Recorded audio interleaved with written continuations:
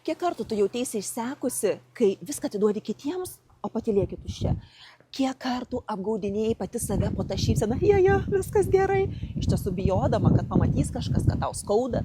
Kiek kartų tu nurijai savo nuomonę, savo balsą, nes atrodė, kad galiu būti per daug kažkam tai.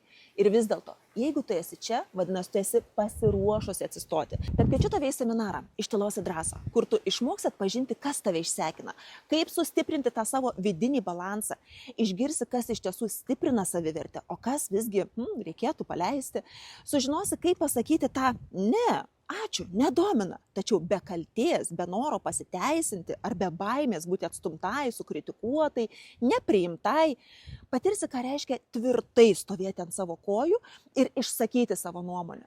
Taip, mes tai darysim ir per strėlės laužimo į gerklę praktiką. Ir drąsa neprasideda tada, kada viskas gerai, ji gimsta tada, kada tu pavargusi, bet vis tiek atsistoji. Prašau. Nebėk nuo savo baimės.